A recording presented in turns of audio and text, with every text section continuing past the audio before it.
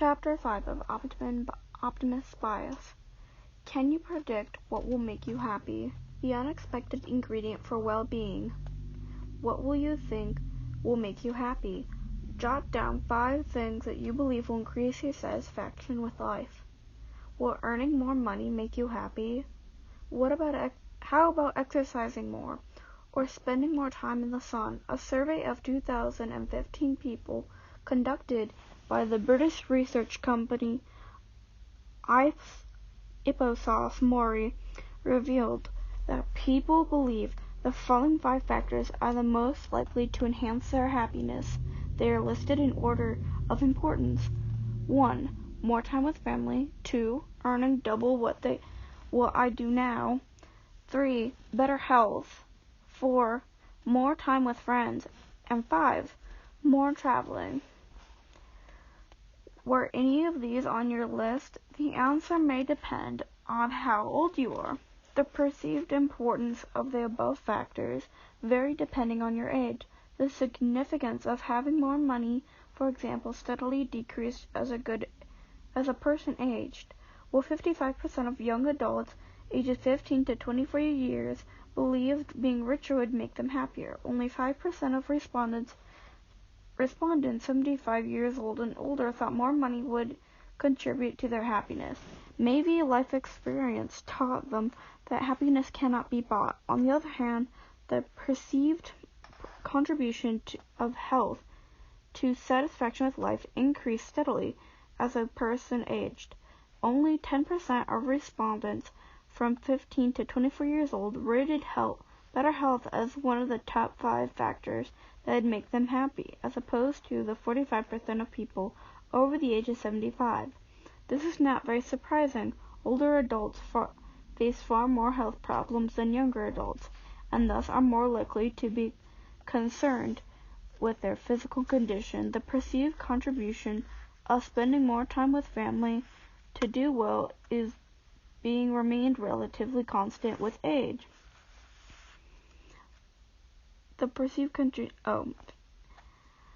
although it has peaked between the ages of 35 and 44, this may reflect the anxiety felt by people of that age group and regard the adequately balancing of a professional life with a family life. Could we spend more time with our family and friends, travel more, at the same time proceed to earn double what we do now? This would be challenging for sure. What if we did manage to land a high-paying job that brought in the dough, as well as left us enough time to take our family and friends for a vacation in the Bahamas? Would that make us happy? Could there be other things within our immediate reach that would make us just as happy? And ultimately, we're able to predict what will make us happy. Estimating what will enhance our well-being is not an easy task. Most people are more than willing to tell you what will make you happy. Advertisements try to sell you joy in a soda can or a chocolate wrapper. Our society preaches that education, marriage, children, and money will make us happy. Faith, sex, world peace, drugs, love, owning a house, a job on Wall Street, a retirement plan, ice cream, cable TV. What really matters? Considering the following list of factors. Some of them are positively associated with individual reports of satisfaction with life. Some of them are negatively related, and yet the relationship of other factors such as satisfaction is so complex that certain surveys classify them in one group and certain surveys in the other. Can you guess which ones are which? 1. Walking / swimming / playing sports. 2. Marriage. 3. Having children. 4. Gardening. 5. Going to church / synagogue / mosque / other religious center. Number 6. Having a PhD or another degree. Number 7. Having a high income. So, do you think you know what makes people happy? Let's start by reviewing the factors that were positively associated with life satisfaction. Ben Page, managing director of Ipsos Mori, who conducts global surveys to figure out this, summarized his findings by quoting a traditional saying, "If you want to be happy for a few hours, get drunk. If you want to be happy for a few years, get a wife. If you want to be happy forever, get a garden. Could there be any truth in this axiom? Grab your bucket and spade and start getting muddy. Page's survey of thousands of individuals revealed that people who garden at least once a week are happier on average than the rest of us, and people who never garden are less likely to be satisfied with their life. You do not even have to garden per se. Studies show that just taking care of a plant is positively related to well-being. According to scientists at Texas State University, employees who kept a plant in their office were happier than those who did not. This does not necessarily mean that having a plant or spending time gardening once a week leads to life satisfaction. Neither does it imply that happiness makes people grab a shovel and start planting roses. Although those relationships are feasible, it is also possible that gardening and happiness are correlated because they are both caused by a third factor. For example, having more free time may increase both well-being and the likelihood of working in the garden. Having a good relationship with your coworkers may contribute both to your satisfaction with life and your desire to make the office welcoming by decorating it with a plant. So although we cannot conclude the plants make us happy, we can presume that our coworker who has a leafy one on his desk is probably happier than a colleague whose desk is piled with papers, sans greenery. What else is related to happiness? According to the survey, if you hold a PhD, go to church or another religious center and play sports, you are several times more likely to be happy-go-lucky than someone who does not have a PhD, never goes to church, and shuns physical activity. 35% of respondents who held a higher degree described themselves as very happy, while only half of the respondents who frequented the church several times a week reported being very happy, compared with the only 26% of people who never did. Again, these numbers convey only correlation between the factors, not causal relationship. Married with children. How can the conventional wisdom of having children will make us happy? Most people believe that having kids is crucial for leading a satisfactory life. People spend an incredible amount of time, effort, and resources on their kids. Do our kids make us happy? Studies consistently show that if there is any correlation between having offspring and happiness, it is negative one. For example, data from Ipsos Maury shows that satisfaction with life decreases steadily once married couple who have no children begin raising a family, and reaches rock bottom when the kids are teenagers. From that time on, happiness gradually increases and goes back to pre-child levels of happiness when the nest is empty. In fact, middle-aged people 35 to 54 years old are the least satisfied. Subjective well-being is the highest in young adults 15 to 24 years old, with older adults 75 years and older coming in at second place. The notion that raising children is negatively related to happiness was supported by a study conducted by the Nobel Prize winner Daniel Kahneman. Kahneman, a cognitive psychologist, received the Nobel Prize in Economics in 2002 with his work on prospect theory, which describes how people make decisions under uncertainty. He is known for his research in behavioral economics and decision making, and is especially recognized for describing cognitive bases. The basis for many human errors. In his later years, Kahneman has focused on his study hedonic psychology. Using principles developed in his earlier work, he now attempts to describe and explain the errors we make in thinking about what will make us happy. In one study, Kahneman and his team investigated life satisfaction in a large group of American and French working females. To measure happiness, they used relatively unconventional method. Instead of questioning people regarding their general well-being, i.e., simply asking how happy they are with their life, they asked people to report their emotional state on a moment-to-moment basis. The participants were requested to pause throughout the day and state their present feelings as well as their activities. This technique, produced by Kahneman, called a measure of experienced happiness. According to Kahneman and his colleagues, it is a more accurate measure of happiness than the derived from traditional techniques. The idea behind the measure of experienced happiness is that well-being is most significantly influenced by the flow of our daily experience. What really matters is when and how often we feel irritated, anxious, and satisfied. Although we do look at times back on our lives and assess our existence, we do not do so frequently. Our happiness is thus not affected to a large extent by reflecting on our lives, but by the flood of feelings that are constantly generated within us. Most questionnaires of subjective well-being, however, ask us to reflect and assess our general satisfaction with life rather than our daily experienced happiness. Using the measure of experienced happiness, Kahneman and his colleagues found that the experienced happiness of mothers was negatively correlated with the amount of time they spent with their kids. The participants reported experiencing fewer amounts of joy while interacting with their children than when performing household chores such as cooking and grocery shopping. In fact, there were not as many other activities that had less of a positive influence on experienced happiness except for our daily commute. Commuting to and from work contributed most negatively to the satisfaction with life. The fact that being stuck in traffic for hours or in a steaming hot subway car trapped between hundreds of people trying to get home during rush hour does nothing to enhance our well-being is not shocking. The fact that playing with our kids, reading to them, feeding them, or going over their homework does not do more is startling. It is also disturbing.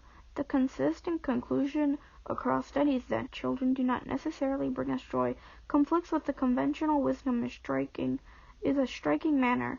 Why is it that popular culture and the people around us have us think otherwise? Why do individuals insist and often strongly believe that their happiness is rooted in the existence of their offspring? One explanation is that happiness, whether experienced or reflected, is not necessarily the most significant factor to the continuation of mankind. Passing on our gene, on the other hand, is. With the adaptive tool in mind, it seems plausible that while rational scientific methods suggest raising children does not make us happy, people will be biased to believe otherwise. The Harvard psychologist Daniel Gilbert suggests that people rationalize the effort and resources they devote to a child rearing in terms of the happiness of their children cause. But because our society often views happiness as an ultimate goal, we conclude that we must spend so much of our time and energy on our children because of the joy they bring us, rather than because of a biological urge imprinted in us to pass on our genes. One may try to explain in similar terms the popular belief that marriage brings happiness. Whether the relationship between marriage and happiness is a myth or not is an unsolved question. In contrast to other factors such as changes in health or wealth, marriage can affect well-being in both a positive and negative direction. For certain individuals, marriage increases happiness, while for others it decreases it. And thus, on average, it is difficult to detect an effect. A study conducted in Germany found that marriage did not influence happiness as much. Well-being increased somewhat after marriage, but then quickly returned to previous levels. Interestingly, people who do not show long-term benefits from marriage are individuals who started out with relatively low levels of happiness. People who were already happy before marriage do not gain much from tying the knot. This may be because people who enjoy high levels of well-being are more likely to have a fulfilling job and a close circle of family and friends, and thus have relatively less to gain from marriage. A survey by Ipsos Mori found that 33% of married individuals described themselves as very happy. 31% of individuals cohabitating did, and only 25% of singles did. These figures may indicate what impacts our well-being as not necessarily having a marriage certificate, but rather feeling loved and having the subjective feeling of security that often comes from sharing a life with another person. More.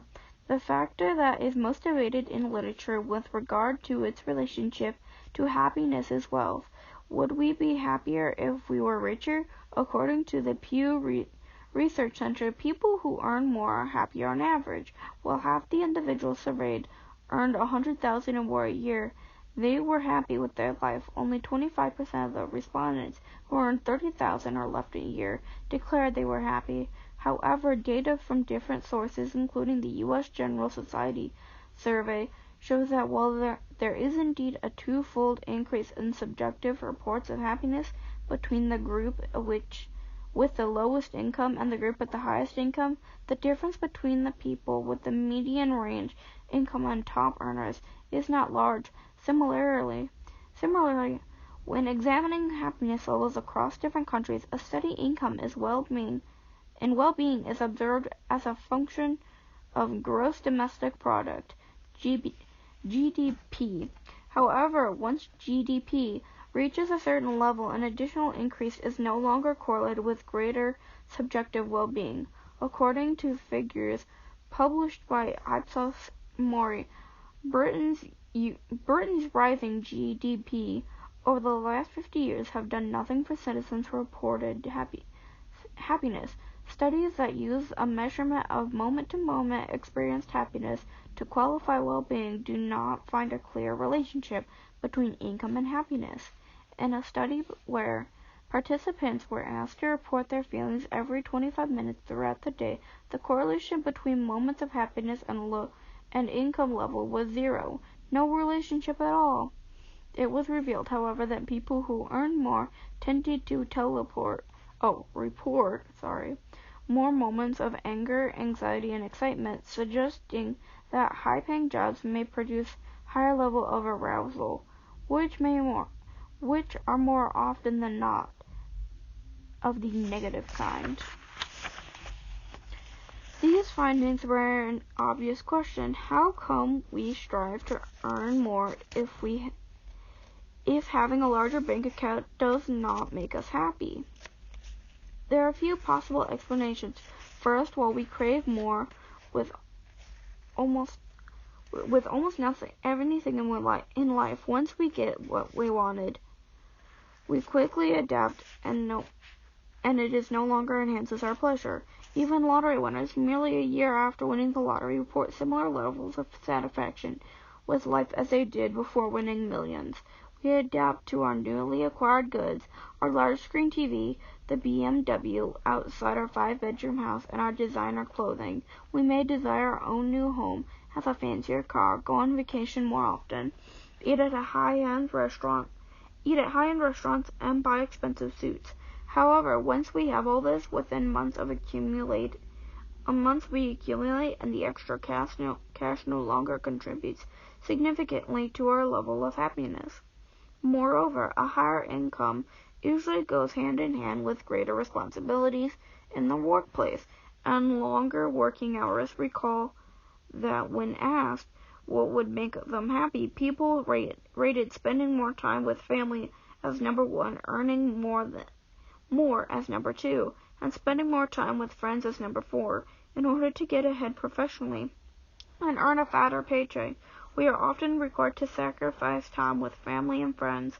We might be attaining goal number 2, but we are sacrificing goal number 1 and number 4.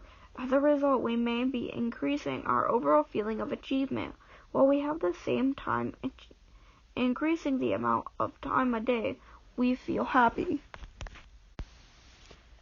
Such dissociation between the influence of wealth on our general feeling of satisfaction on one hand, the moment-to-moment pleasure on the other, may explain why studies find different degrees of correlation between income and subjective well-being as a function of the surveying method, while studies using general questions to assess happiness, such as "How happy are you in life?"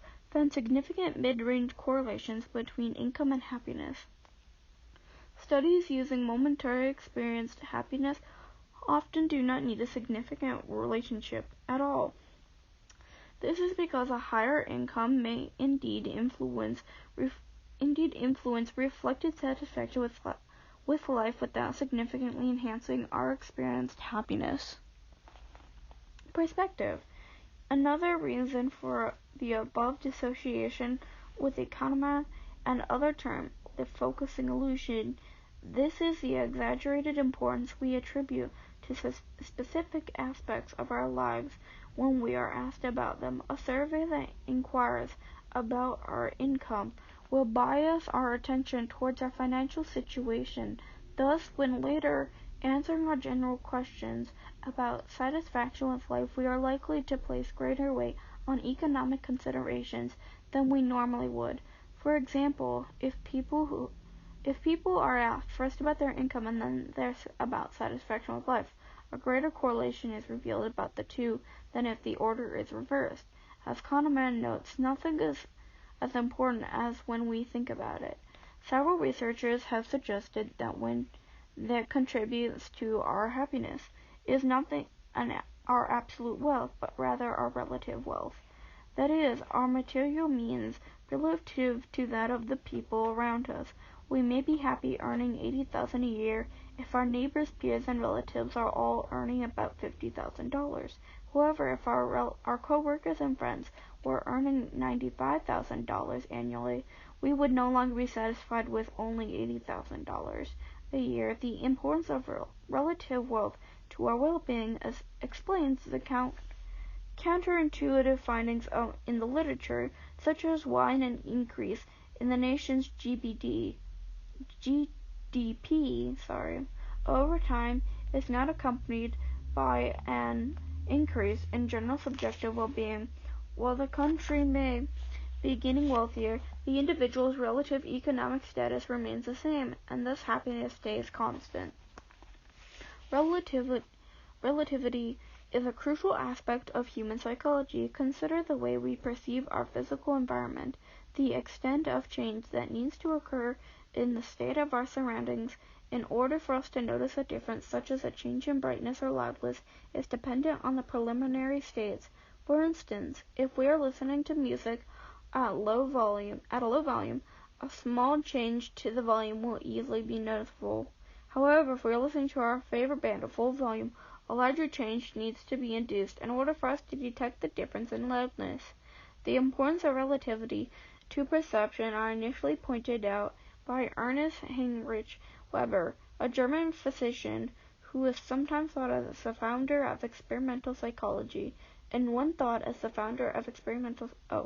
his experiments, Weber gave blindfolded volunteer weights to hold.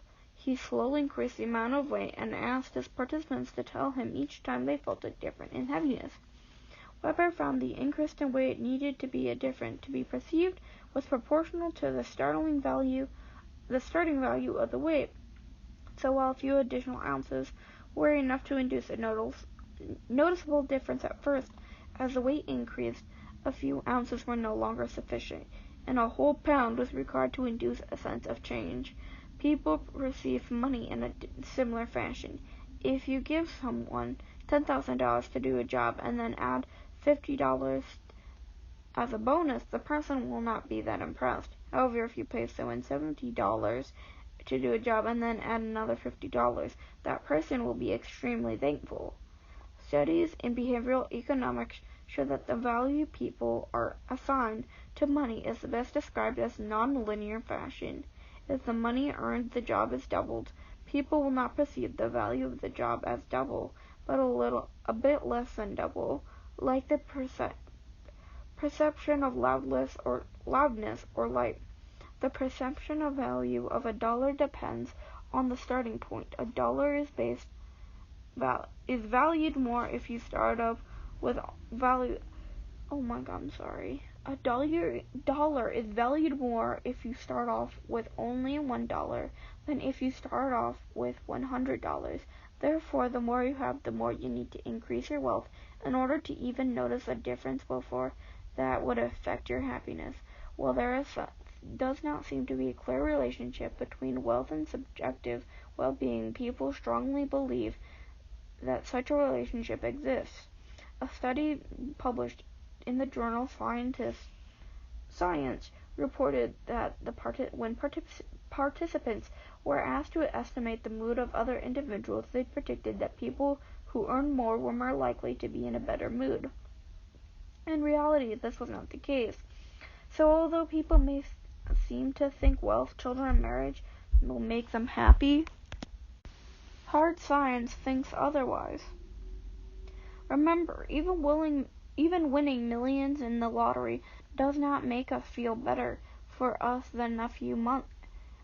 more than a few months. Yet every week people spend well-earned money on lottery tickets, hoping to become richer and thus happier with life. Is our sense of the past just as hazy as our sense of the future? Reflect back on your childhood years. Which events come to mind? Many people recall a birthday party, punishment for a bad deed, a school play, a sports game, a fight with a friend, a school outing, or a childhood love. These memories survive the test of time because they elicit strong emotional reactions. They are the ones that remain vivid in our minds and are easily retrieved. Memories of everyday events such as history class or going shopping are not as distinct and tend to fade away. In 2004, I spent 10 months at the University of California at Davis conducting experiments that were designed to demonstrate the effects of emotion on memory. Davis is a small town in Northern California, about a 90-minute drive from San Francisco and 40 minutes from the beautiful Napa Valley wine country. It is a quiet, peaceful town with one main street, a few restaurants, wide lawns, courteous residents, and warm weather year-round. Needless to say, having arrived from New York City, I was in shock. The slow-moving atmosphere and the friendliness of the locals were entirely alien. My landlady left candy on my doorstep on Halloween, Christmas, and Easter. She did not ask to see the numerous documents I had put together from my employer and my bank or other references indicating that I was sufficiently trustworthy to rent her apartment. I didn't need my earplugs to sleep undisturbed, a previously necessity for shut-eye on 6th Avenue, and there was nowhere to go after 10 p.m. The sleepy town, however, had a lasting effect on my research, thanks to the memory expert Andrew Yonlinas, a psychologist, renowned for his dual process memory theory of recognition. According to dual process theory, memory retrieval includes two distinct processes, familiarity and recollection. Imagine you are walking down the street when suddenly someone stops to say hello. You look at the individual and you feel you have encountered him before. The guy is familiar. You know you have previously met, but you're not sure of the circumstances. Knowing whether someone is new to you, never seen before, or old, previously encountered, is based on the sense of familiarity. We can feel someone is familiar without necessarily remembering when or where we have come across the person before. You politely engage in conversation with a stranger while feeling somewhat awkward, as you are unsure what exactly the two of you have in common. Once the person is in front of you, mention Sally, a good friend, you suddenly recall meeting a few months ago at Sally's dinner party, remembering the episodic context, the dinner party, where you encountered Bob, eventually recall his name. In termed recollection, the ability to go back in time and mentally re-experience an event. These two memory processes, familiarity and recollection, have been shown to be functionally and neuronatically distinct. They rely on different brain regions within the medial part of the temporal lobes, while a region called the hippocampus. The hippocampus is crucial for recollection but not for familiarity. The hippocampus is discussed in detail in Chapter 2. The adjacent prefrontal cortex signals familiarity. The amnesiacs, who have sustained damage to the hippocampus but whose surrounding cortex is intact usually suffer impairment recollection, but they know when something is familiar. They may know they have met you before, but they will have no memory of the specific context of the encounter. Emotion strongly enhances our recollection experience. It increases the confidence that we are remembering the incident in which as it actually unfolded and the vividness of the image. However, this enhancement in recollection does not happen at once. It takes time. In a study I conducted with Yolina at Davis, we presented volunteers with highly arousing emotional photos, mostly unpleasant photos of mutilated bodies and acts of violence, as well as neutral photos, people reading in a bookstore, employees working in the office. We tested the volunteers' memory of half the photos immediately after presenting them. We tested their memories for the rest of the photos 24 hours later. At first it seemed like those volunteers' memories of emotional and neutral photos were not different. They remembered them equally well. However, when they came back to the lab the next day, something had changed. Now their recollection to the emotional photos was better than the neutral photos. The volunteers' memories were not always more accurate, but they reported they were more vivid. Having extremely vivid memory of past emotional experiences and only weak memories of past everyday events means we maintain a biased perception of the past. We tend to view the past as a concentrated timeline of emotionally exciting events. We remember the arousing aspects of an episode and forget the boring bits. A summer vacation will be recalled for its highlights, and the less exciting parts will fade away with time, eventually to be forgotten forever. As a result, when we estimate how our next summer vacation will make us feel, we overestimate the positive. An imprecise picture of the past is one reason for our inaccurate forecast of the future. The two other principal factors that lead us to mispredict what will make us happy are the same ones that mispredict what will devastate us. The first is our tendency to underestimate our rapid adaptation to almost any new circumstance. Yes, a higher salary or better health may make us temporarily happy. However, sooner rather than later, we will become accustomed to our large bank account and stronger physical state that will slide back down to our normal level of well-being. The thing is, we do not incorporate such adaptation into our forecasts, and therefore we are inevitably inaccurate predictions. Second, when we think about how a higher income, more vacation time, or better health will affect our happiness, we tend to focus on that one factor and disregard everything else, which alas will stay the same. We might have more cash in our wallets, but we will still need to commute to work every day and do the dishes. So while certain life changes may make us happier than we are now, they might not have a great impact as well as they will. This does not mean that change is impossible. Although happiness levels are relatively stable throughout life, modifications do occur. For example, a study conducted in Germany found that a quarter of the people surveyed reported significant changes in their satisfaction with life over a 17-year period. We can, in principle, become more or less happy than we were in the moment. However, it is not what we think will matter that actually makes a difference.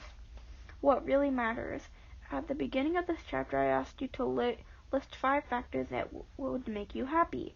If you are like most people, you included more money, being healthy, better health, or more time to travel. I am guessing your list did not include greater political stability. You might want to revise your list.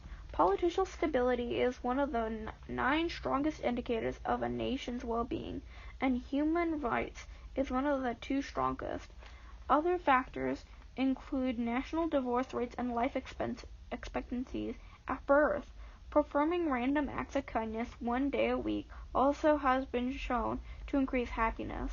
I bet none of you listen to being kinder between earning double what I do now and more traveling. We are unable to predict accurately what will make us happy, but what does that matter?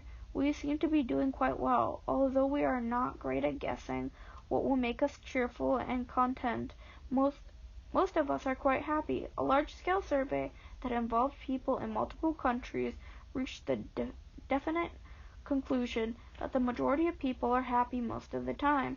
80% of the respondents said they were happy, from the Amish to the inhabitants of the Sahara Desert. Many of us are purely and utterly joyful. What is the crucial factor that makes us so happy? All demographic factors put together can explain how 20% of the variance in experience happiness among individuals. It is not health or attractiveness, wealth or marriage. Could it be that our expectation at a larger income, a healthier body, or a loving family will make us happier? Actually makes us happy? Winning the lottery might not make us happy. However, buying a ticket in the belief that you will win will forever be ecstatic makes us skip with joy. The mere thought of what we will be able to do with all those millions momentarily fills us with warm, fuzzy feeling. Our belief that happiness is just around the corner is, ironically enough, that keeps our spirits high in the present, imagining a better future which is attainable if we follow a certain rule we think maintains our well-being. So what exactly happens if in our brains when we imagine ourselves becoming the CEO of a company or graduating at the top of the class? In a study I conducted a few years back with Elizabeth Phelps, a prominent neuroscientist who was my thesis advisor, and students Candice Rio and Allison Riccardi, I asked volunteers to imagine specific events that might occur in the next 5 years while recording their brain activity with an fMRI scanner. Some of the events were desirable, an enjoyable date, winning a large sum of money, and some were undesirable, losing a will at the end of a romantic relationship. The volunteers reported that their images of sought-after events were richer and more vivid than those of unwanted events. When they visualized a scenario in which they lost a large sum of money or broke up with their partner, only blurry images were created. However, when imagining an award ceremony, a detailed story emerged. How does the brain generate this bias? Delilah, an energetic psychologist undergraduate with curly blonde hair and big eyes, was an optimistic type. When she imagined her graduation day, enhanced activity was observed in two critical regions of her brain: the amygdala, that was a small structured site deep in the brain that is central to the processing of emotion, and the rostral anterior cingulate cortex, RACC, an area in the frontal cortex that modulates activity in the regions that are important for emotion and motivation. The RACC was assuming the role of traffic conductor, enhancing the flow of activity from subcortical region when those surveyed positive emotions and associations. The result was a powerful, detailed image: Delilah wearing her purple and black gown and her cap, holding an NYU diploma in hand, while her family cheered in the background. The more optimistic a person is, according to a standard psychology test, the greater activity is in the regions when he or she imagines positive future events relative to negative ones. These observations revealed an important biological link, a connection between optimism and depression. Rollo May, the American existential psychologist, said that depression is the inability to construct a future.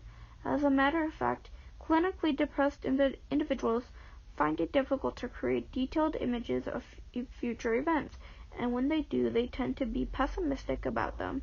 Two brain regions have been identified as being partially malfunctional in cases of depression, and the way that these two regions communicate with each other is specifically abnormal. These structures of the amygdala and the RACC are the ones that play a role in the meditating of the optimism bias in the healthy individuals. What are we observing in the brains of healthy, optimistic volunteers turned out to be a minor image of the pattern activity often detected in the brains of clinically depressed individuals. In depressed patients, the RACC failed in regulating the amygdala function adequately. As a result, while healthy people are biased towards a positive future, depressed individuals perceive possible misfortune as a bit too clearly. Where severely depressed patients are pessimistic, mildly depressed people are actually pretty good at predicting what may happen to them in the near future, a phenomenon known as depressive realism. If you ask mildly depressed individuals what they expect in the upcoming months, they will give you a pretty much accurate account.